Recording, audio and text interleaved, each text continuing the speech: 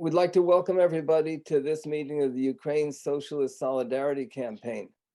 One of our goals is to help bring together the left around the world, the left that stands on principle and opposes not only US capitalism and imperialism, but also Russian and that of Russia and China, and elsewhere too, of course. We think it's especially important to make these links between the global north, so-called global north, and the global south. And it's partly for that reason that we're especially happy to welcome Kavita Krishnan to speak. Kavita was a leader of the student movement in India. She led the campaign against rape of Indian women, and then she joined and became a leader of the Communist Party of India, Marxist Leninist.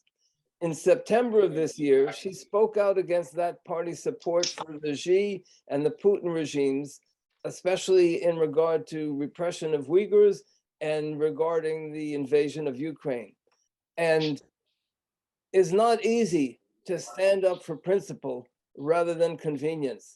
Completely aside from everything else, I think we have to recognize the tremendous courage and the integrity that Kavita showed for taking that stance. So aside from everything, with that included, we're extremely pleased to welcome Kavita, and we hope this will be another step in working together. How we have the meeting organized, Kavita will speak for about 30 to 45 minutes. Then there will be direct questions for Kavita, and then she will reply to that. And then we'll open it up for just general discussion. Any points of that other comrades want to make? Because of the number of people, we're going to ask people to limit their comments to 2 to 3 minutes. And then Kavita will sum up and reply to the comments for 15 to 20 minutes. So with that, welcome to Kavita, and please go ahead. Thank you. Yeah, it's a real pleasure to be here, and I especially appreciate this because it has not been easy losing what I thought was my political home, and which had been my political home for the last nearly 3 decades. And what does compensate for that pretty calamitous loss for me is the discovery of another community, which I had not been in touch with before this, which is a community of those on the left who, while being committed to a future beyond capitalism, do recognize the situation that the world is in right now, do recognize that, we can't approach 2022 with the same formulas that we had in 2003. The world is different right now. There are other dangers right now, and just a second. Yeah, there are other forces in the world apart from American imperialism, which present a clear danger to democracy, and are not only imperialist and oligarchic, but are also extremely right-wing, extremely far right. So I will explain what I mean by that right now, how I see these things and how they are seen in India. But just before that, I wanted to say that just finding other people who are grappling with this situation, where we are dismayed to find so much of the global left, so many influential voices on the global left whom we have grown up deeply respecting, as well as a whole bunch of websites and so on, which command, which are the go-to places where people go for the left perspectives on so many things. All of them seem to share so much with far-right positions right now that it is pretty bewildering and dismaying. So I think those who share that sense of dismay and those who are grappling with this situation, well, we are in it together, and that feels a little better. But I wanted to just start by clarifying that there are many left streams in India. And I will start by talking about the Indian situation we are in beyond the left alone. But I just wanted to clarify right to begin with that the primary sort of left streams in India, there are two parties called the Communist Party of India and the Communist Party of India Marxist. This is CPI and CPI-M. They more or less share very similar positions and are in a similar political place on most things, and they have held several governments at various times in states in India. And the CPI-ML, to which I belonged, is a different stream. And in general, I mean, its position, while the CPI and CPIM, you may recognize, many of you may recognize Vijay Prashad, who is with the CPIM and also quite well known as as a figure on the left internationally. CPI-ML has actually generally had uh, a better position on so many issues, both nationally as well as internationally, more democratic position. So it isn't quite accurate to say that they support Putin. They didn't. They said we condemn the invasion, we stand with Ukraine. The problem, I think, was, and I have written about the Uighurs and what is happening to them in the party magazine and so on. All of that without, all that was all right. It's just that I was disturbed to find that we seem to be in a habit of balancing that solidarity and support uh, and calibrating it with a need to sort of say, oh, but American imperialism is at fault as well. There's a NATO angle. There is America is benefiting most from this war, and not being able, and therefore showing less solidarity, actionable, meaningful solidarity than we did when it was Iraq or Afghanistan or Vietnam or whatever it was, So what I mean by actionable, meaningful solidarity was that there in the Indian media and social media sphere is completely flooded with Putin propaganda. That is the dominant understanding across political lines. On the far right, there is tremendous support for Putin, and I'll come to that. But on the Hindu supremacist right, there is a tremendous sense of identification with Putin and his political project, and I will come to that. But beyond that, minority communities like the Muslim community in India, which is at the receiving end of Hindu supremacist fascism, there as well, there is a tremendous sort of, acceptance for, because, Russia is seen as a challenger to American imperialism. There's a lot of pro-Putin sentiment there as well. There's a lot of excuses for the war, which have been very, very widespread. And of course, on the left, there is open support for, there is a formal, saying that we want the war to end. We're against the war, of course. War is never right. But on the CPI and CPIM, after that, there would be all this stuff about, the war is happening because of NATO, and open, they're quite open in their praise, those left parties, of Russia and China as a multipolar challenge to America. And, China is called socialist, and, all of that. So the thing is that with the CPI-ML, what I felt was that we were sort of in trying to appease two positions at the same time. We were not able to clearly say that we should be dismantling this disinformation. We should recognize it's out there, and we should be very active in debunking the myths that are coming out, which are changing, which is a changing, Putin propaganda has gone through various phases.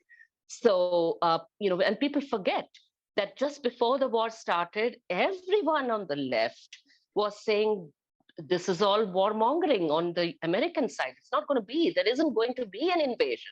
I remember these conversations with my own comrades, but they don't remember it anymore because they moved on. And, that part is forgotten, right till the day the invasion happened, Russian television was saying there isn't going to be an invasion. It's all American propaganda. So I think there's the changing nature of that and the need to. I remember I was an active political activist on the left in the CIP-ML in 2003, and I remember we dedicated entire magazine features, and we produced booklets and so on in various languages debunking American claims in support of the war. We are doing nothing now beyond, issuing a little statement here and there. So there isn't really, as I said, meaningful solidarity.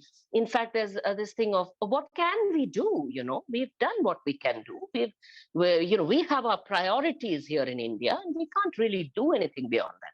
What are embassies for? When Russia bombs civilians, why can't we protest there?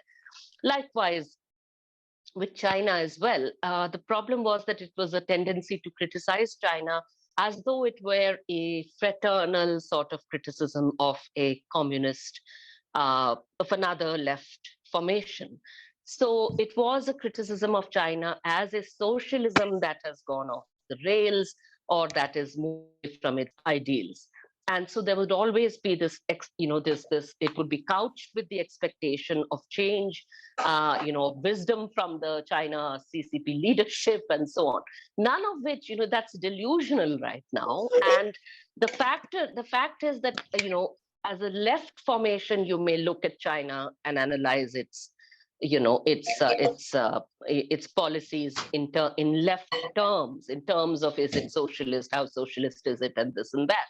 But the point is that in terms of the actual harm it is doing harm in the world, and of course, especially in the region where India is. As an authoritarian regime with overtly Islamophobic policies, where at home and also, of course, complete suppression of dissent, complete remaking of the idea of citizenship and nationalism. So the rhetoric of anti-colonialism and anti-imperialism being used to push a certain idea of China and belonging to China. To tell Chinese people that essentially their job as citizens is to obey, and so turning the notion of citizenship as a rights-bearing citizen into something which is a citizen who owes duty to the state and to the Communist Party, and in particular now, of course, the Communist Party and Xi and China as a country. We've seen that in the latest Congress documents there. That's all fused into one figure of Xi. And so, duty is owed, a duty of obedience is owed to Xi. And this should, be something we pay attention to, because of course, the regime in India makes no pretensions of being left-wing or communist and all of that. It's the opposite. It's a far-right regime. It's Indo-supremacist. And of course, the main fascist formation that it is born of is actually a product of the 1920s and arose alongside European fascisms of that time, and is quite explicit in its debt to those fascisms, while having very specifically Indian features as well. But the thing is that at the same time, while they have all those features and those Indian specificities, they are not, beyond learning from this authoritarian, totalitarian state next door, right? So they are learning methods of control, both political and technological, from there. So they are borrowing facial recognition technology used to monitor minorities, to monitor people in conflict areas, to monitor dissenters, monitor protesters in Delhi, all of this. And at the same time, of course, this notion, Modi also has started speaking the language of why is all this talk of rights dominant? We should be talking about duties. So all of us, we have to do our duty. So you have to do your duty as a citizen. And so he harps on that. He also, is looking very closely at the manner in which China is justifying its incarceration of Uyghur people en masse in concentration camps using the rhetoric of the war on terror. And I find it absolutely so I found that, while the CPI-ML, as distinct from the CPIM, if you read Vijay Prashad on this, I mean, he says, well, this is education.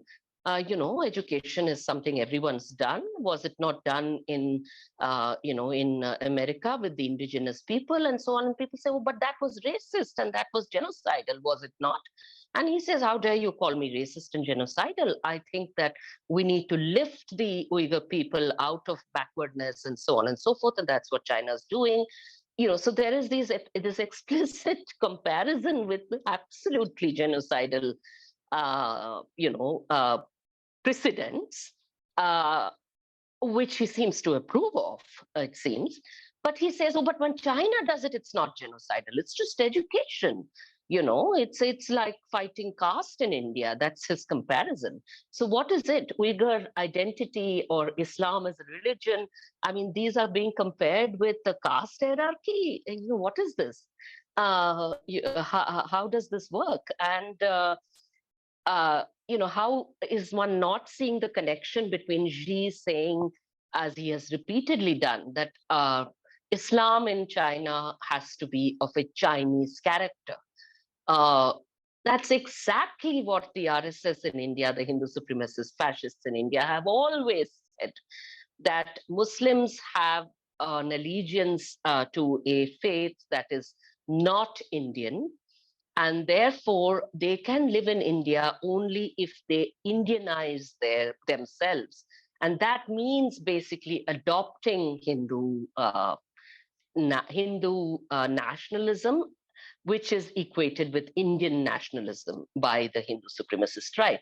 So the similarities between these are simply impossible to ignore by any honest person.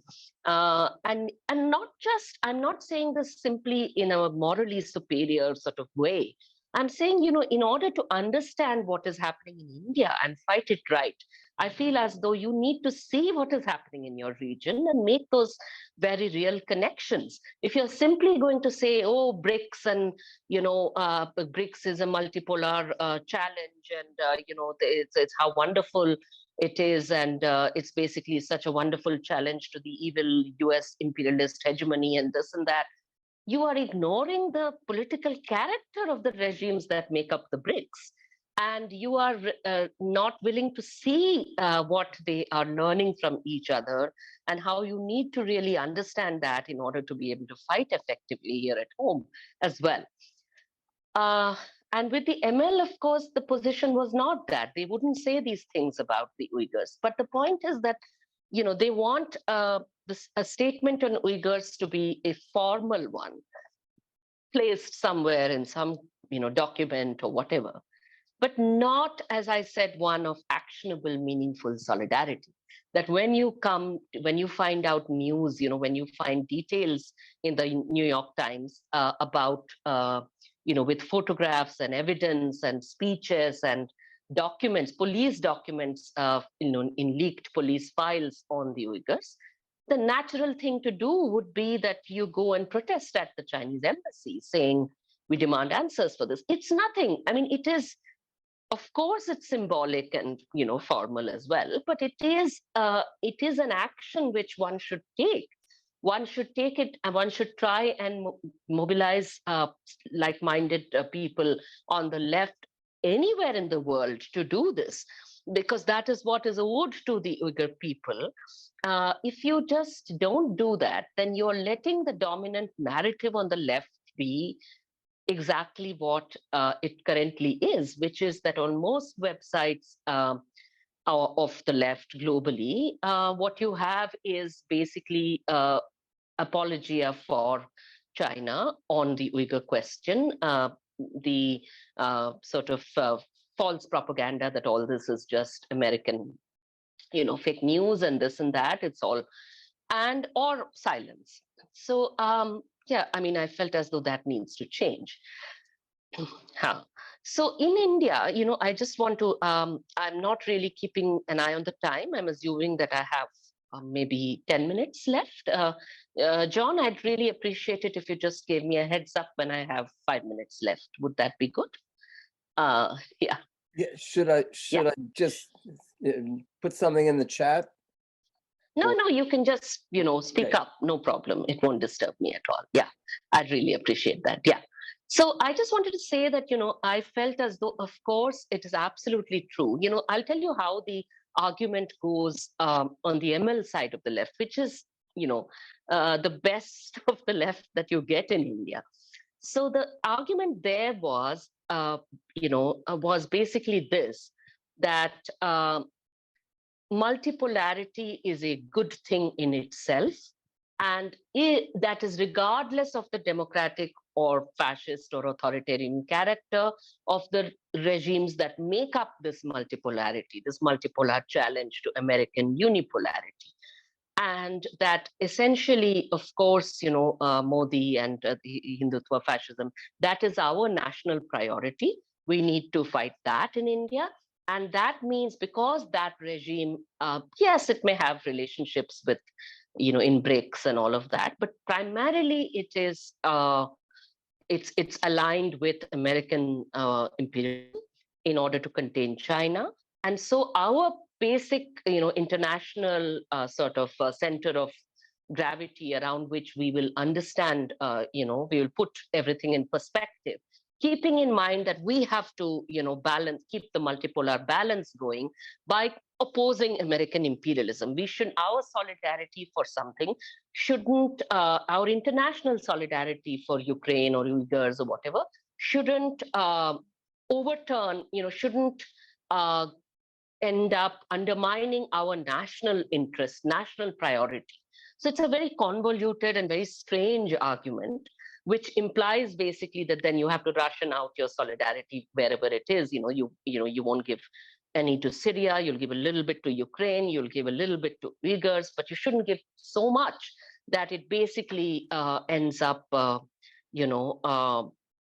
unbalancing some imaginary balance of forces in the world. And I feel as though that is a realist ideological,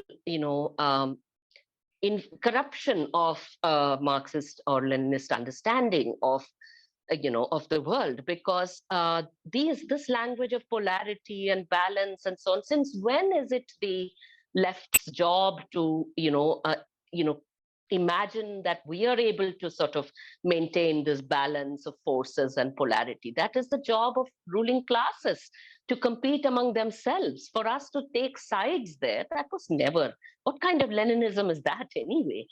What kind of Marxism is that anyway? That is, our job should be to support people who are struggling. And then the argument will come that, oh, but Ukraine, it's getting all this money and all this aid, military arms and so on from NATO, from America, and this and that. But the point is, well, you can't just say, oh, I wish Ukraine would be able to successfully defend its solidarity, its sovereignty. But I'm not really happy. I don't really have to weigh in on how they do that. And I'm free to disapprove of the fact that they are taking arms from wherever they get it, which is really a strange kind of mental game that you're playing, where you think you have to keep your hands clean, and you shouldn't say, well, America actually owes the support. They should have given this kind of support to many places, including Syria. And preventing genocide ought to be something we should be pushing these countries that have the resources to help, to do more, not do less. And I think that the idea that America will benefit and America is benefiting. Well, Ukraine is benefiting because its survival depends on basically fighting and winning. And, as for Ukraine's own economic policies and so on and so forth, it's for the Ukrainian left and the Ukrainian workers to fight. And, when they have a free country and where they actually are able to, where they don't have to actually go fight to protect their country and their people, and they are able to, concentrate on these tasks, and they will. So why should that be a reason for us to withhold our, wholehearted solidarity and, only offer this kind of lukewarm, we would like Ukraine to win, but kind of thing. The other thing which I think is important, which I think are completely missing in the Indian left and probably, across the Indian left, there is almost no scrutiny whatsoever of how the global far right forces are actually working together. And what does that mean for your understanding of the world? Because you can't keep talking about multipolarity and so on if you were to really recognize that. Because the Indian left is willing to recognize this insofar as they are able to see how the Indian far right Hindu supremacists, they love Trump, they love Netanyahu, they love Israel, and all of that. But they're not willing to see that the same forces love Putin as well. They literally say, oh, Putin is going to create this undivided Russia. He is going to recreate the undivided Russian civilization state. And that is exactly what we want to do. We want to create Akhand Bharat, which is the undivided, the mythical undivided civilization state, which is supposed to be, basically which the far right in India, the Hindu supremacists in India feel entitled to. They feel that the Hindu civilization state, that will encompass everything from Afghanistan to Burma to Sri Lanka to Nepal to, all India's neighbors, basically, Pakistan, Bangladesh, of course. So the idea that this unified whole has been dismembered, that it is this wound on the body politic, this is very common on the Hindu supremacist right here. And it's exactly that language that Putin and his various ideologues, fascist ideologues, have been speaking about Russia as this organism which has been dismembered and which needs to be put back together again. And Ukraine's being annexed again is crucial to this. That's one thing. The other thing is that there are very real connections here. For instance, Dugin, who is referred to, the left in India doesn't seem to be willing to see that this is a fascist ideologue, who's actively cultivating the Indian far right. So they refer to him as a political philosopher and sort of right-wing political philosopher, like a sort of Eurasian version of Huntington, that kind of thing. But the fact that he is able to command, I mean, he's not, I'm not even going into the actual relationship between him and Putin and so on. The point is to understand where these ideas are coming from.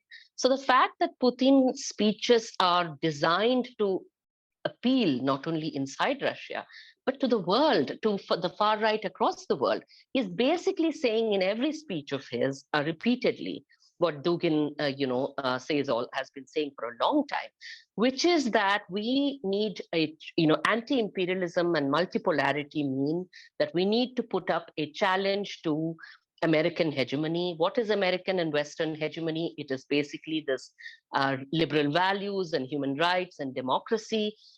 We shouldn't, the civilization states of the world, that includes China, that includes Hindu India, that includes Russia, that includes the Arab states, and so on and so forth, the Taliban, whatever it is.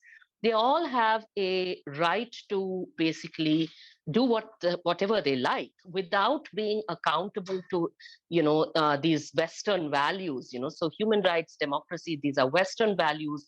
Universalizing them is absolutely wrong, and so on and so forth. And so we, so if you pay attention, then we can see that Xi has in fact said the exact same thing many times, exactly the same thing, saying, look, we are all for peace and, democracy, but we get to decide what democracy means. Nobody is challenging us in China. The majority of the Chinese people are with us, and so we're democratic. if it's up to the people of our country to decide who's democratic, who's not. And who are you to say that that needs to be some kind of electoral test that you have to pass and that leadership has to change and so on and so forth? That's not the way we do things in China. Likewise, Russia, they say the absolute same thing. Modi and Amit Shah, who's Modi's right-hand man, he has said this very explicitly, saying, a human right, we don't accept these Western standards of human rights. Indian human rights ideas mean that the Indian family is this wonderful place where the Indian family in the Indian village, these are these wonderful places who take care of, the weaker sections of society and who take care of women and children. He's basically talking about caste hierarchy, which is very far from the way he describes a caste and gender hierarchy, which can be pretty horrific.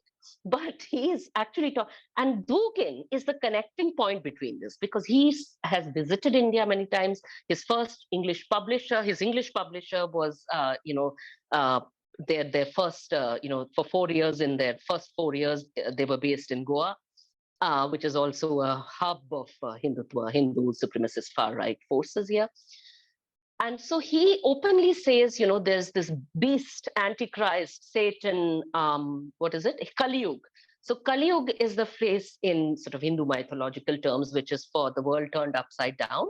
And that has a very specific meaning where basically the caste hierarchy is turned upside down and the oppressed castes are ruling and women are on top. And it's basically the rule, the castes which are born to rule are the ones on the bottom. So this is a specter which is supposed to be the modern world today. It's supposed to be a specter of you're on the verge of destruction, basically.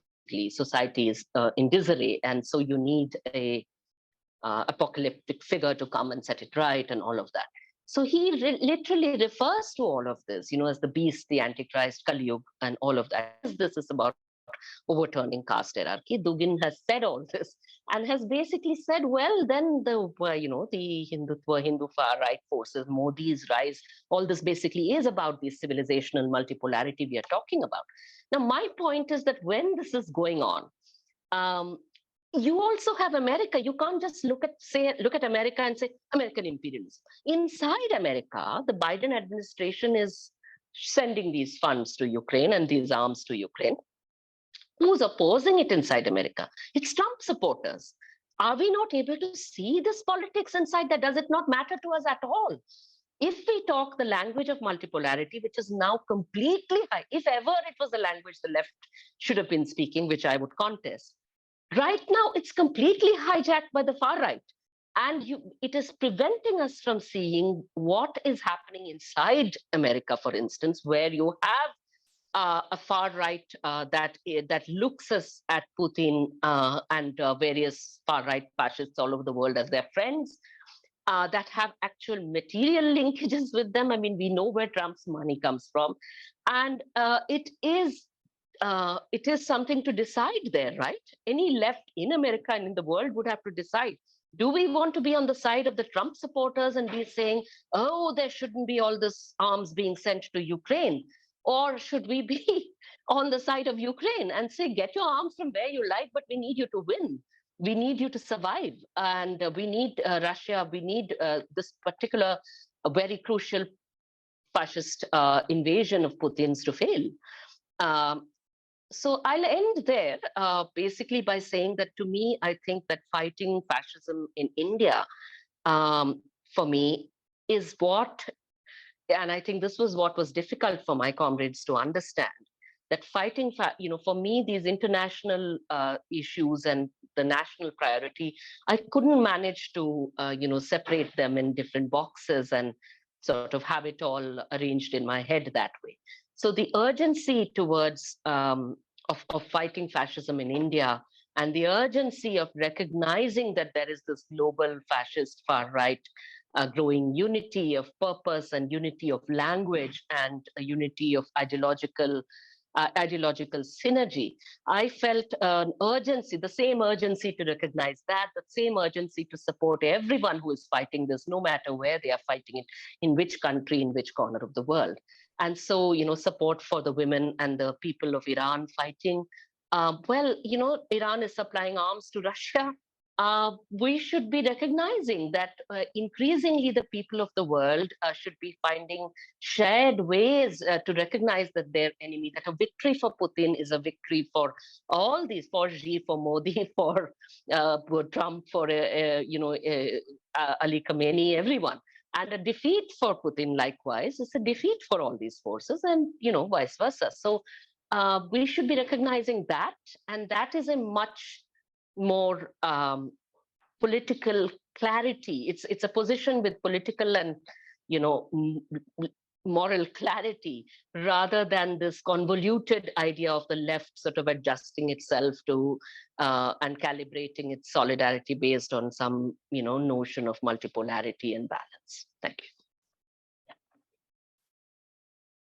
So thank you very much, Kavita. That was very, very informative and yeah, a lot of important points there. So now we're going to move to direct questions for Kavita, which she will then respond to, and then we'll have a complete free and open discussion. So if anybody has any questions, please use the raise hand. Okay, I see Dennis and then Ted. So make sure to unmute yourself, Dennis. Okay, thanks. So I'm Denis Pilash from the Ukrainian Socialist organization called Социальный рух, the social movement. I'm speaking from Kiev. Fortunately, today we have electricity because blackouts are quite frequent now due to the mentioned Iranian drones that are used by Russians to hit civilian infrastructures throughout the country.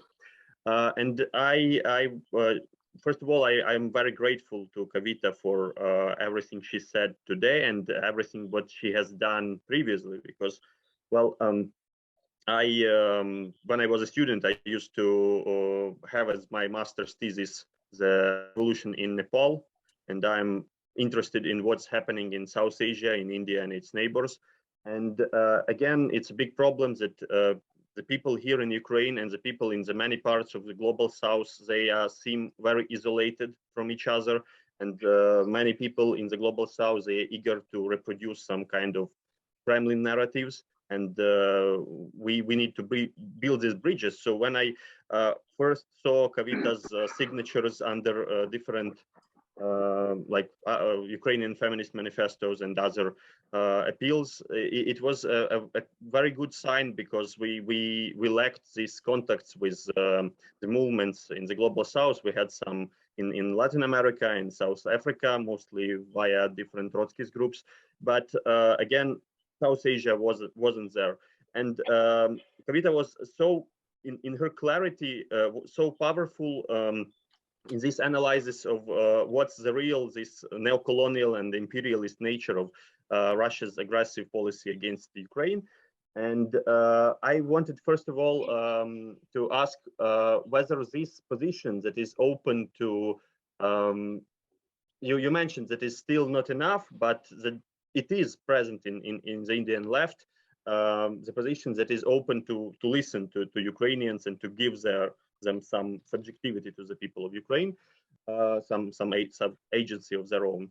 And also your articles and your posts, they were also denouncing aspects of Stalinist policies in the Soviet Union and in Ukraine. And again, from what we see in the movements in South Asia, many of which are very combative, and they are genuinely linked to the masses in workers and peasants, but they are still many of them, they stem from the Maoist tradition, and whether also this denunciation of Stalinism and Stalinist political culture, whether it is doing its way in the Indian left, or it's still far from being in these processes. And finally, I'd also suggest that your analysis of this so-called breach of multipolarity done by Putin's regime, it can also be added that even in these terms, yes, you correctly mentioned that it's really about building a far-right international, and Putin's Russia is a model for many far-right in the West. neo-fascists and conservatives from Orban and Marine Le Pen to many people like Modi and Jair Bolsonaro and so on. But it's also this notion of multipolarity is not about building a more like diverse political map throughout the world, but returning to some old imperialism of 19th century, when you have several big players and all other countries, all other peoples are denied any kind of agency. And this is the very core of Putin's understanding of multipolarity. You have Russia, you have the US, you have China, maybe India, maybe Brazil, and that's all. And all other peoples of Asia and Africa, they are denied actually. They are viewed only as Dennis, could you please wind up your yes. comments, please? Yeah, so whether you can elaborate also on this. Thanks. So I gave Dennis a little bit of extra time because he's where he is, but I would just like to remind everybody, we're going to have a separate time for comments. And so this is just if you have a particular question of Kavita. And then, so with that in mind, Ted, you're next. Okay, thanks, John. First of all, thank you, Kavita. I was very interested in what you were talking about. You know, in our conversations, we talk about campism all the time, but we don't talk about multipolarity. And in my experience, there's a group in Canada that promotes multipolarity as the path to socialism. And I want to follow up on what some of the things that Dennis said. I would like to Ted, before you do, please, this is for questions. You'll have if you John, thank you so much. I'm aware of it. Sometimes you have to introduce a question. I'm very brief.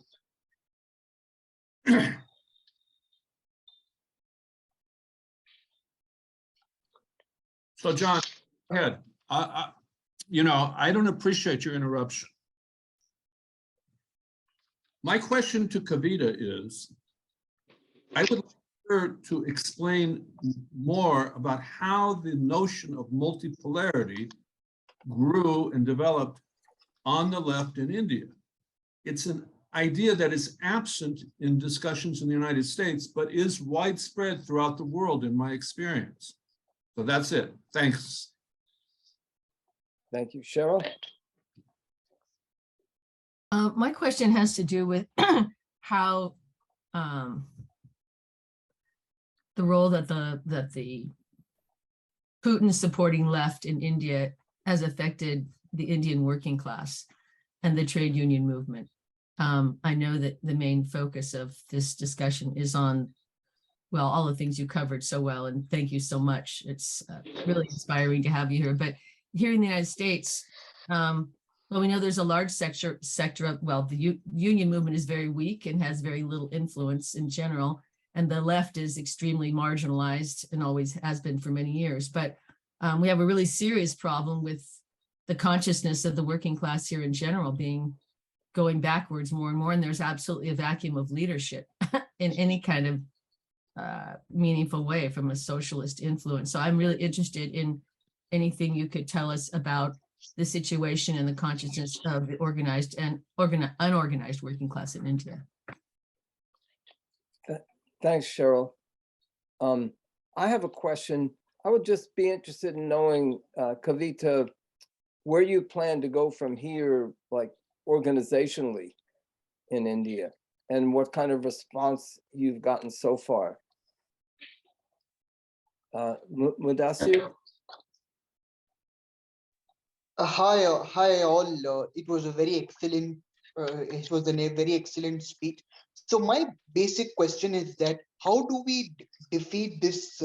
What do you say? This Marxist Leninist left? You know, because we have YouTube channels for that, but it's not enough to generate the amount of views. Is it because the world is feeling that we are allied to Washington, or the messaging is a bit incorrect?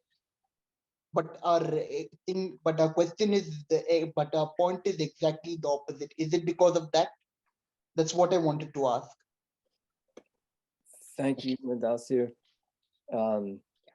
VJ? Yeah, hello. Can everyone hear? Yes, we can hear you. Actually, my question for Kavita is that uh, actually, I mean, she talks about how authoritarian that left socialist can be. So actually, I'm now tending towards anarchism. So I haven't read that much about anarchism, but I've just read something about Noam Chomsky. I don't know how to pronounce his name though, but Noam Chomsky. And so I just want to ask Kavita, what do you think about anarcho-syndicalism and Noam Chomsky? Yeah, and that's it. And also, I feel very sorry for Dennis. I mean, what's happening in Ukraine. So my sympathies towards him also. Okay, thank you. Vladislav, do you have a question? Yeah, I want to ask, how is generally popular like pro-Ukrainian position solidarity with Ukraine in India, not only in the left organization, but maybe like in moderate organization, in opposition to Modi or something like this? How presented maybe some small groups that are trying to express solidarity with Ukraine? Are there any left-wing groups that have different radical opinions on this issue that are not campist and like even without much influence are very strongly supporting Ukraine, or like how influenced in general like Putin's propaganda, not only in far right and far left, but in general discourse? I think that's it. Thank you. Thank you, Vladislav. If there's no further questions, then Kavita, if you'd like to respond, and then we'll have just an open discussion. Sure. Sure. Let me go. And maybe if there are one or two questions left, then people can just bring them up in the discussion. I think that one of the questions Dennis asked and Vladislav asked, they're very similar. So basically, you're asking about, are there any groups in India that are open to listening to Ukrainians are taking a better position, basically, of more clear solidarity with Ukraine. So I should say that, look, in terms of the organized left, not really. There's a very small group called Radical Socialists, they call themselves. I think they are aligned with the Fourth International. And in India, this group, Achin Vanayak, who's very, a good friend, his positions and Radical Socialist positions have been largely pretty good. And so he's also someone who's really, he has for decades now cut through the multipolarity, the realist kind of bullshit on the in international relations talk vis-a-vis Palestine and a whole lot of other things. So he's very good at that. But the thing to me is that Fourth International is also such a big bag in which you also have Tariq Ali, who's been saying terrible stuff on Ukraine since 2014. And, so I don't know. I mean, to me, I find that in India as well as beyond India, and this is an answer to Vijay, who asked about anarchism, and Chomsky as well. My problem is that right now, I think the entire left, irrespective of whether they are Trotskyites, whether they are anarchists, whether they are Marxist Leninists, Stalinists, you name it. I think that this, disorientation because of this notion that, America has to be the big bad villain all the time in any international situation. This is something really, really widespread. No, Simon, Tariq Ali has had things to say about Ukraine, which have been really bad. He has justified the annexation of Crimea, for instance, in 2014, saying, oh, this was all with a referendum and all of that. So, so I think the problem is that this goes beyond this kind of, the old, however we understood the map of the left. Okay. So I think that with Trotskyites, for instance, in the Western capitalist countries, most of the time, anti-Stalinism was a way of distinguishing yourself from the communist parties and so on. But they didn't really look closely at what harm the Soviet Union and Stalin regime in particular did to Eastern Europe and everyone who was at the receiving end of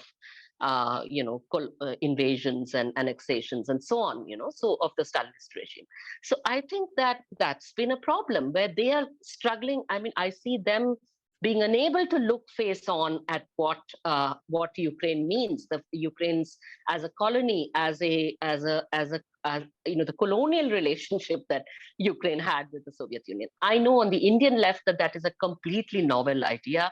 And when I began to talk about Ukraine in these terms, because of what I had been reading for some years now, I'd been reading, as much as I could get hold of research on, the Soviet documents and so on. And people's jaws would drop open and they would be like, colony? And I would say, yes, but, just as, India is, doesn't have, your colonizer doesn't live next door to you. Ukraine's colonizer lives next door. So in India, you across the board, you would have these weird, metaphors being used, all of which were pro-Putin, saying, oh, what if this, your wife, the husband and wife, and then the wife keeps a knife under her bed and says, oh, it's just there for my safety, so this idea that Ukraine is the wife and, is keeping NATO knife under her bed and she's going to kill her husband in the night and whatnot, awful stuff. And this stuff was going on. And I was saying, if there is at all any, to understand that relationship, right, you have to understand that Ukraine was the colony. And so, yes, they are the ones who have a right to feel insecure vis-a-vis Russia. So all that, I think, is there. And Chomsky as well. I mean, his talk about peace and so on, and this, the problem is that he's talking about peace as though the Ukrainians need to be lectured on peace. He's gone to the extent of saying, oh, Trump is the one behaving like a statesman and talking about negotiations. Negotiations on what, The idea that he keeps saying that in this latest interview he did with Vijay Prashad, he kept saying that, Americans are preventing negotiations. They have to allow negotiations. Again, this is this strange idea that Ukraine is a proxy of America and that, America will allow or disallow negotiations. The point is that Ukraine made all these overtures for negotiations and meaningful ones, and they were Putin was not interested in them. And is it possible to enforce any deal that is agreed upon? I mean, that is also a question, if Putin will actually respect those. So that's the problem, I feel. And so I can't, have any easy answers to any of you about. In India, you'll notice, Dennis, that it wasn't just my signature. I had actually managed to get a whole bunch of people to sign those statements on which emanated from Ukraine. And that was, to me, the hopeful part, that people who were not with organized groups or who were with organized groups but were thinking differently from their organizations, many of them were willing to listen. And unfortunately, the problem is that the organized groups, not just left groups, but even, for instance, the National Alliance of People's Movements, similar, so solidarity with Ukraine is hedged about with, oh, but you can't take sides, you have to be really careful because this, because NATO, because Nazis, because whatever, so that stuff. But then there are people there who are certainly basically willing to listen. So I'm just hopeful about that. That also answers your question, John, about what next organizationally. I have no clue, frankly. I do not know. And I am merely recovering right now from the shock of recognizing that something which I had not imagined would be the situation. Even a year ago, had you asked me, I would have said, I'm in this party for life. So I did not really realize, I think, very naive of me, but I didn't realize what kind of buttons I would end up pushing by talking not only about all this on, Ukraine and so on, but basically, I think that the fact that it, solidarity with Ukraine led me to, read about the Stalin regime. And talking about that in any specific terms, in general terms, you're allowed to say, oh, all right, of course, there were a lot of, harm done to inner party and socialist democracy by Stalin. The ML will let you say that. The minute you get down to specifics and you start talking about genocides and mass starvation and so on, then, you're basically not welcome to do any of that. So that is a problem. I don't have an answer about where next.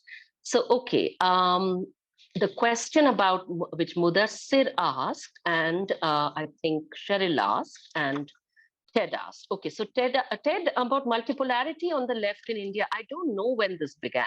I'll have to do some deep diving on that to figure it out when this kind of idea started. Probably in the last decade, I think. But I think the whole issue has come about with the with the left's need to sort of find a language to understand how to talk about Russia and China and their growing emergence in a sense. So, in the early noughties, when the war in Iraq and then Afghanistan and so on took place, I think it was a very different situation where, you could talk, about American imperialism and that's it. You didn't really have to, at least in India, there wasn't any conflict within. I think the attempt to sort of, fit things into an old familiar narrative, fit a fast changing world with new dangers into an old familiar narrative. I think that is somewhat part of the problem. Okay. And I don't really know when that began. Okay, Cheryl asked about the working class movement. I'll go there last. Mudassir, your question, I don't know. I don't think this is a problem about messaging and people assuming that we are for the US. I think, there's a bad faith. Nobody, who knows, for instance, my history, nobody who knows my background could, remotely in good faith say that I'm a fan of American imperialism. But they're saying I'm a CIA agent or I'm a Zionist agent or whatever it is. The tankies in India, that's what they're doing. And it's peculiar because, there is no ground for this whatsoever, but it's not a problem of my messaging. The problem is that they do not want you. The minute you criticize Putin or Russia or China and so on, especially China, you are sort of persona non grata. The only way, and this is not just, some rank and file trolls. This is Vijay Prashad, for instance. Vijay Prashad has said this in that anybody calling, using the terms tanky or Stalinist or whatever, they're all, he's said something, he's tweeted something like, oh, pal, you should, you're a CIA agent and you should say so openly. So it's not meant to take names, but that's the kind of thing. So this is right from a very influential people. And I find it rather appalling that this kind of, that the left voices that are well known, that are influential, that are seen as, sort of, that have a footprint, beyond India and all of that, this is a dangerous language of basically ad hominem attack on anyone who is challenging your view of the world. And your view of the world is simply not borne out by facts. You can only hold on to that view by refusing to look at reality in the face. You just can't hold on to it otherwise. And you're actually a fan of China as a regime right now, a fan of Russia. I mean, what on earth is this situation, for the left? What Cheryl asked about the working class movement, well, in short, there's a lot I could say about that, but very briefly, see, the Indian, there are large unions in India, and many of them are led by various left formations. There is a very large unorganized sector where unionization is much weaker, but there also the left has led. So there are some very remarkable struggles and movements. But I should say that, of course, the fact that there is a dominant, that right now the entire country is the Modi regime is sort of, under the Modi regime, India is fast hurtling towards becoming a sort of totalitarian, Hindu nation, in a sense, if not in name. All right. So, even if they keep the Indian constitution, as a sort of external cover, they are fast, hollowing it out of any real meaning very fast. So in that situation, they're also obviously very fast, getting rid of labor laws and all of that. But I feel that the working class movement as a whole, it's still yet to have a full realization that this is happening.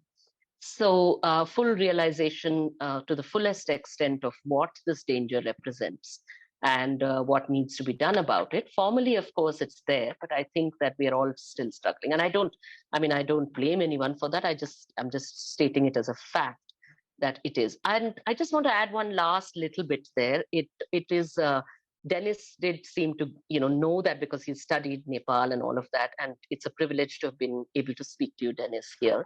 And my solidarity and my thoughts are with you.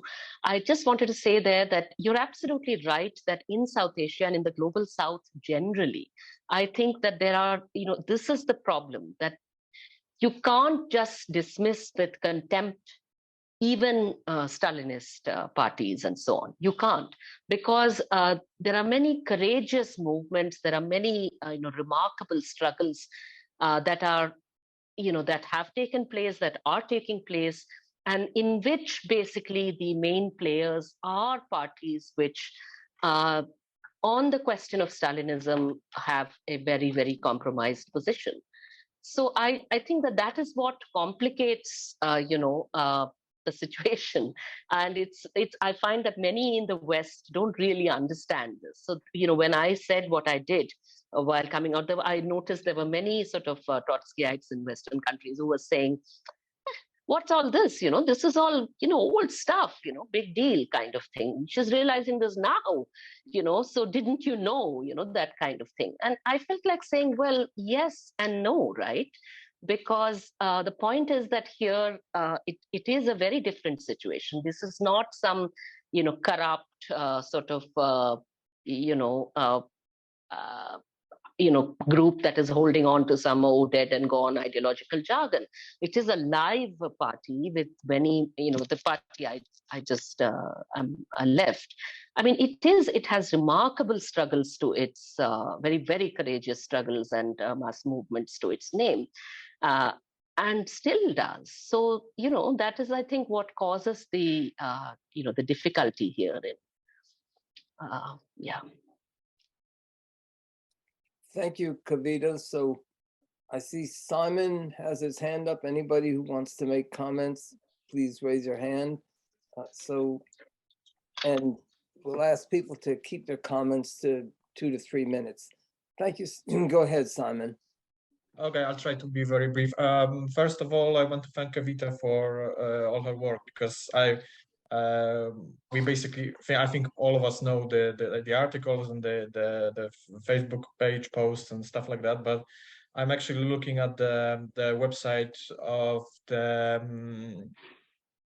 document we presented, which was called "With the Resistance of the Ukrainian People for its Victory Against the Aggression."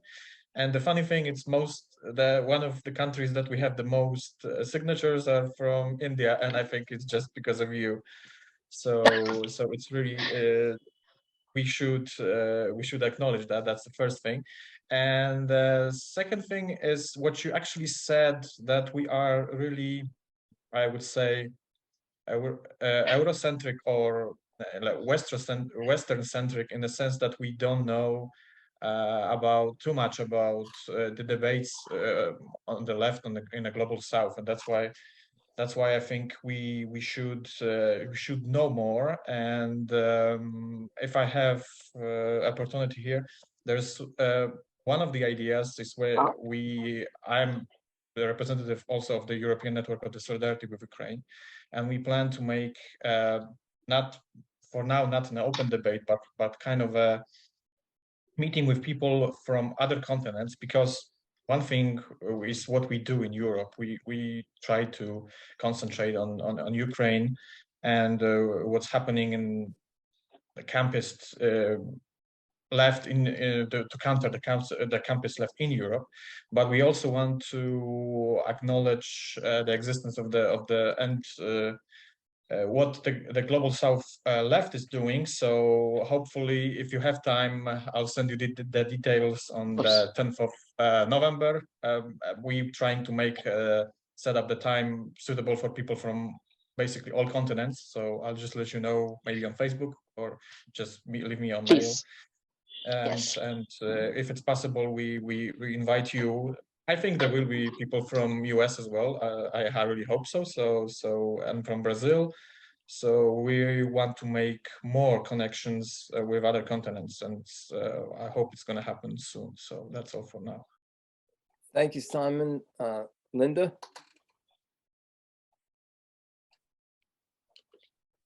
We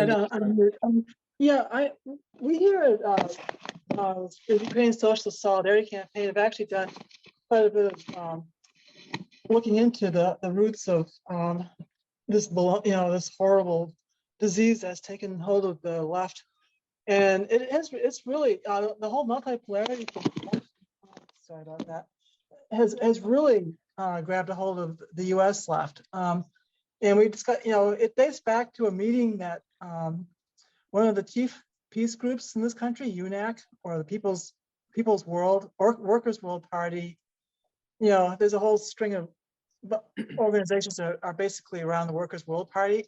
They met in Moscow with Dugin, along with an organization from the far right in the U.S. South called the League of the South. They're a Confederate or pro-Confederate organization. Plus, there are other groups too, but this really dates back. I mean, the whole pro-Putin orientation of the U.S. left is Duginist. It's basically a Duginist organization. It wants the multipolarity is the demand by Russia that the spheres of influence by different imperialist powers be renegotiated, and their opposition to U.S. imperialism is that they believe the U.S. has basically hogged everything, and other countries like that are coming around. Like China, even Iran. The groups in this country are largely financed by Russia, China, and Iran. And when I say finance, I mean, I'm not talking about just illegal money under the table. Although there's probably some of that too. They started working. A lot of the U.S. left. These leftists that are the biggest mouthpieces for Putin, they started working for like RT back in 2008, 2011. Before that, nobody ever thought Russia was a socialist country. There was, everybody could see it was a crony capitalist country, and a particularly shitty one at that, if I can be so bold. All of a sudden, you started having these ridiculous arguments, like whether or not Putin was justified in invading Ukraine in 2014 after they threw out his puppet regime that he had there. So, I mean, the U.S. is, India has nothing on the U.S., nor do any of the other European countries. The thing about the U.S. left, RT left, though, is that they're not really, except for that meeting with the League of the South, there's not a real strong alliance between them and outright fascists. I mean, I think we're moving towards something like that, a Strasserite ring of the far right in this country that would be made up of these groups. But anyway, I'm all through blabbing about this. As soon as I get started on it, it's just impossible to stop. Thank you. Thank you, Linda. Sasha? Hi, can you hear me okay? Yes, we can hear you. Okay, I'm in a cafe, so my apologies for the noise. So my name's Sasha Ismail. I'm part of a socialist organisation in the UK called Workers' Liberty, and also the Ukraine Solidarity Campaign here, which I posted in the chat. Thank you to the comrades organising the meeting. Kavita, thank you. It was really an excellent talk, very, very, very clear and sharp. So I wanted to ask a question, which is that it strikes me there are quite a lot of points in terms of South Asia. There are quite a lot of points of similarity between the Ukrainian national liberation struggle and the Bangladeshi liberation struggle in 1971. And actually, a lot of the arguments which people on the left use to disqualify the Ukrainians from support would, if you follow them logically, disqualify support for Bangladesh in 1971, even more so.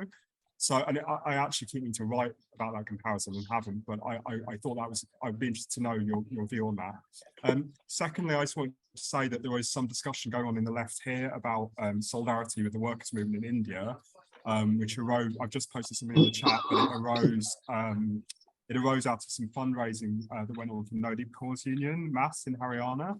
And basically people with mainly South Asian background activists here realised that the British Labour movement pays very little attention to India, even during the farmers and farm labour struggle. So it's something we're kind of working on. It'd be great to stay in touch about that. There's also an additional issue, which is that in the UK Labour Party, even under Jeremy Corbyn, there's a major problem of the Hindu right having a base inside the UK Labour Party. They're mainly linked to the Conservative Party, but they do organise in the Labour Party as well, which is something, you know, even before you get into positive solidarity, we're actually having to fight people who are supposedly part of the Labour movement, but are actually supporters of Modi. And lastly, just to say, Workers' Liberty is organising a socialist feminist conference on the 26th of November, and it would be wonderful if you could speak. So if it would be possible to get your email so we can stay in touch about that, that would be great. Please message it to me. Thank you. And thank you again. It was excellent. Yeah. Thank you, Sasha. So I'd like to make a couple of points. First of all, the issue of Iran didn't come up very much in this discussion, but I would just like to make note of Kavita's very balanced comments, I think through Twitter, on Iran, where she totally supports the Iranian protests, but at the same time makes note of the hypocrisy of the Hindu nationalists in India who claim to support those protests.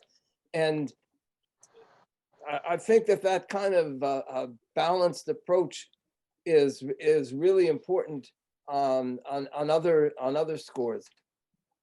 A lot of what Kavita was saying, I almost thought she was talking about the United States.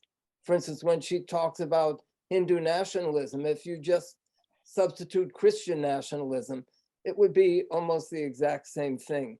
I think that there's been a long history of the degeneration of the socialist movement and the left, and also a refusal to see a change in the world situation.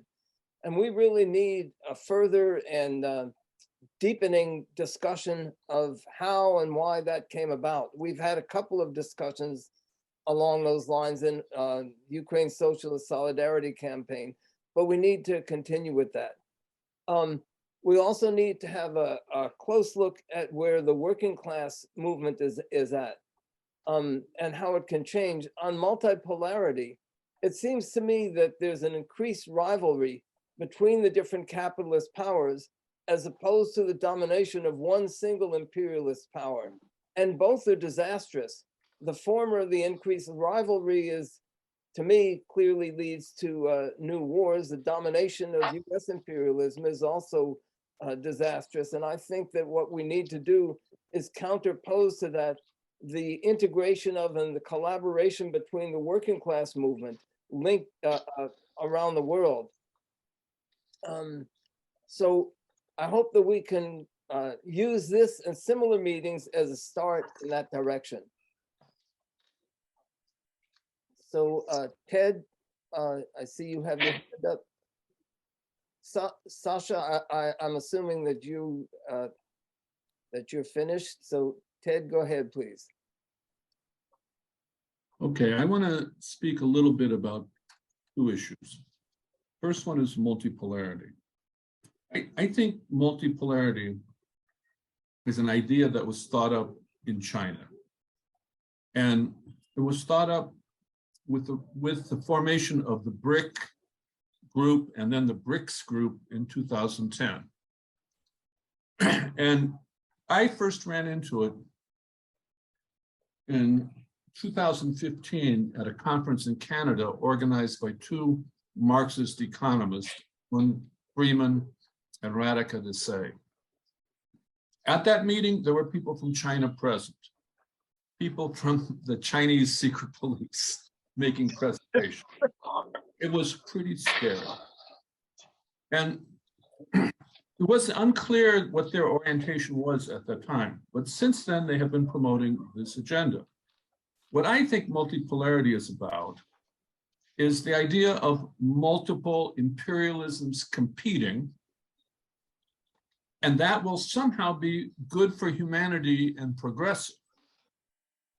But this is the essential theory of multipolarity as promoted by Radhika and Alan, two people I know.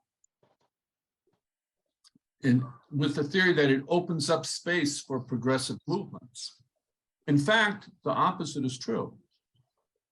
The multipolar world is a world of oppressive, dictatorial, autocratic regimes, all capitalist, like Putin's regime, like Xi Jinping's regime, like Modi's regime, like Bolsonaro's regime, and like the regime that Donald Trump would like to establish in the United States.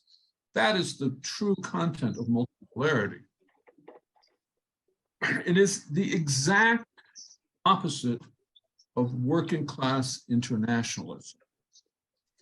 And what I believe is this meeting is about, and everything that we are doing in the Ukraine Socialist Solidarity Campaign, is the rebirth of working class internationalism.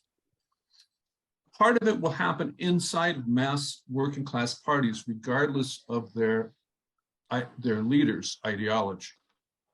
But a lot of it, and this is a question for Kavita, this is where I'm going to end. A lot of it, in my experience here in Colombia, the real left is outside of the parties. And they're led by young anarchists and young feminists. The honest living left is mostly outside of the left parties, and it's growing. And so that's my opinion, but here's my question.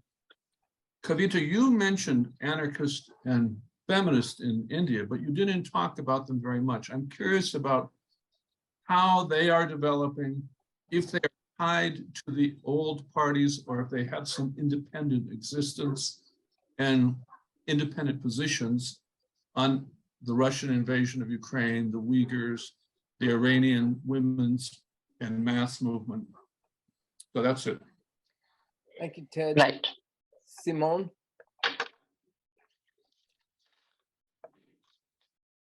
Simone, you have to unmute yourself.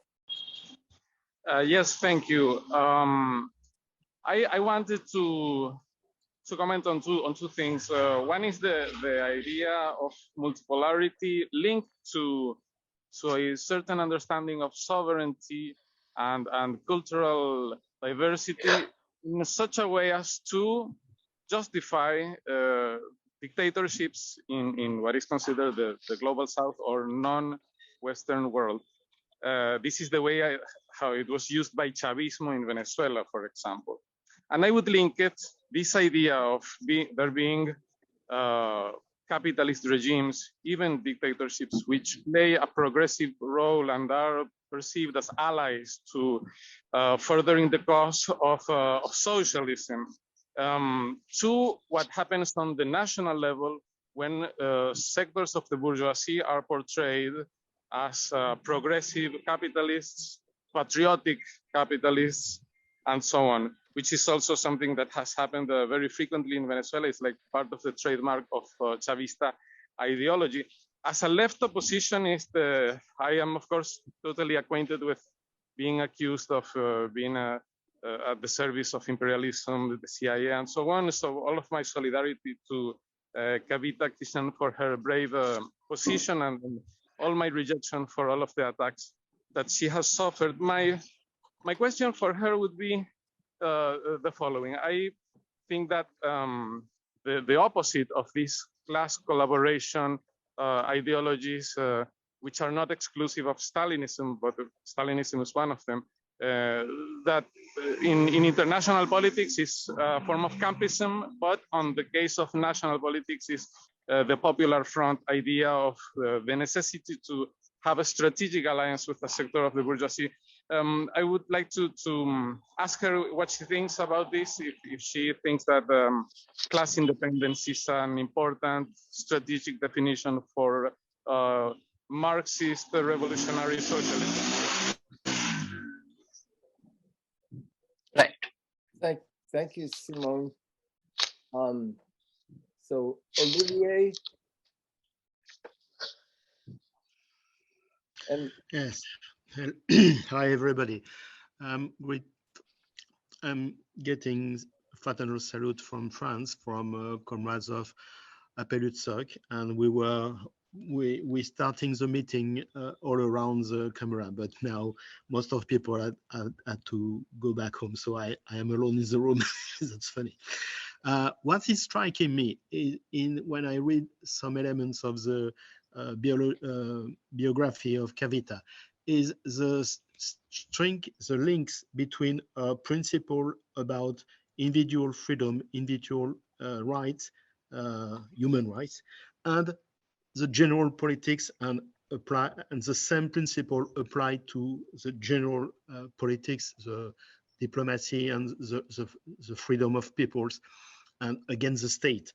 And I think that all the people who in the present day want to change the world and to be with the people who are struggling against oppression is to be everywhere against the existing states. And if you are not against the present states, the state apparatus and all the political force who are protecting them, you are not on the left. And that's why I think even if Kavita is breaking from a quite big party in which she worked, she is struggling for more than 20, 30 years. She's not alone. You are on the side of the history, on the side of the revolution, of the coming changing of the world. And it's very easy. If we don't change the world, we all be dead by the climate change and the crisis that the capitalist system is generating. That's all, comrades. Okay. Thank you, Olivier. If there's nothing further, then we'll have some final remarks from Kavita, and then some final points from myself. So go ahead, please, Kavita. Thank you so much. That was absolutely great speaking to all of you, and I'd really appreciate it if John or anyone could maybe mail me the email IDs of everyone who's willing to share their mail with me. I put mine down in the group, so I'd love to be in touch with all of you later. What Ted said, I found really interesting, because yes, it's very, very possible that this multipolarity talk on the left could well date back to China. You're probably right. I will also try to dig up more on that. But what you asked me about, feminist groups and other groups and all of that, I think. As I said, I mean, there are many individuals who are whom I got them to sign these statements and all, and that was quite a large number. But groups-wise, there are many feminist groups that are doing excellent work and all of that. But even their understanding, usually on these issues, in Iran, it's fine. But on other issues and all of that, the tendency is to basically sort of trust, go along with whatever is the dominant left position. So they are not even aware of it, perhaps, that, there is this. So I've noticed, there's a feminist mailing group on which there have been, quite heated debates, because there is Rohini Hensman is on it, and she has, very strongly written in solidarity with Ukraine, and excellently so, but she's from a Trotskyite background. So she and I would sort of, try to explain to people how important it was to understand how Ukraine, supporting Ukraine is a feminist issue. But a lot of the sort of more, older feminists and all, not just those from left groups, in general as well. Oh, there was a sort of fatigue about it, and a sort of, too much work to sort of change what you had assumed the world was like. Unfortunately, that is the problem. And I wish it was the case as what you're describing in Colombia, that there are a lot of young people doing, great work. And outside this, there are young feminists in India, very exciting work.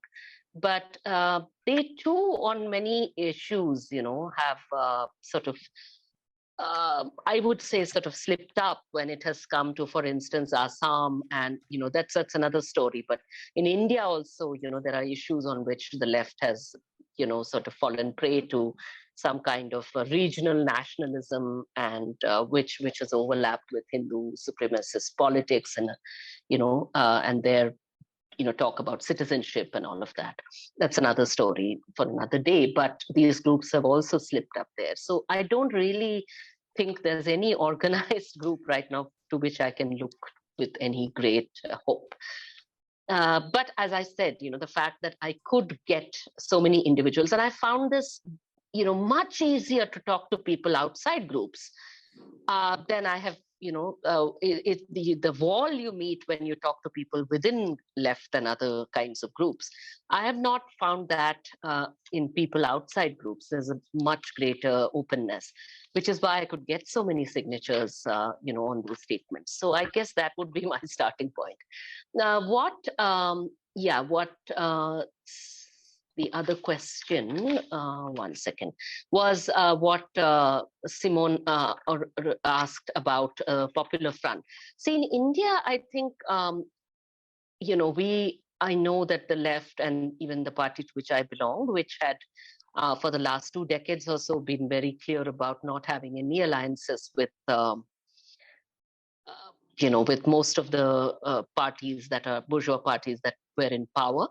So unlike other left parties, we had sort of remained aloof from those alliances. And, that was very clear. But I think that situation changed after 2014 with Modi's, being in power. And Modi has won 2 terms now. And I think that it's very clear that, the very survival of opposition politics at all is at stake right now, which is why there are attempts to unite opposition forces as much as possible. These opposition forces in India have all kinds of weaknesses, and that includes left parties as well, which once held power in for a very long time, for 30 plus years in a state like West Bengal. But they too now are, in a very weak situation. So I think that definitely in India, the dominant understanding for all of us, not just parties, but even for individuals and anyone who is worried about India's survival as a democracy and worried about survival of Muslims in particular under the Modi regime. I think there's no debate that we want to see the opposition as united as possible, and giving not only an electoral challenge, but sort of working beyond just electoral adjustments to actually sit and think about how to, do something new in order to challenge this. Because I'm not terribly confident about opposition prospects in the coming election in 2024 either. And after that, if Modi wins that election, then all bets are off. We don't know what India will be like after that. Yeah. Okay. So is that it, Kavita? Yes. Okay. Well, first of all, I think we're all so happy that you were able to join us, and also our admiration for your courage and integrity in making the great leap forward, we could call it maybe. This, as I said, this meeting is organized by the Ukraine Socialist Solidarity Campaign, and I believe Cheryl posted the link for our link tree. Maybe if you wouldn't mind posting it again, Cheryl. Also, we have a YouTube channel, and there will be a video of this meeting on that channel. Also, if you like this meeting, please take a look at our Facebook group. You can find it, just look for Ukraine Socialist Solidarity Campaign on Facebook. That's different, by the way, from our page. Our group is one which has more discussion. If there is no objection, we had about 50 people actually register for this meeting. 30 actually joined it at one point or another. If there's no objection, I will send to you, Kavita, the email addresses of all those who registered for the meeting. I hope that this is not, that this is just one part of a general move forward, and that we can really concretize the links that we're starting to make here for some more joint discussion and joint action. Please don't forget our upcoming meeting next Sunday, which will be on Ukraine's native military capacity. Also, we now have an email group for announcements only. So that would mean you'd get an email maybe about once a week or something like that, just on upcoming meetings and so on. And if you contact me at 1999wildcat@gmail.com, I will take care of putting you on that. And I'd just like to conclude with the comment that Mudassir Nadim said. He said, "Excellent presentation, never seen such stuff from the left." So with that thought in mind, thank you very much for everybody. And people, if you want to look through the chats before I close out the meeting, go ahead. Thanks very much again.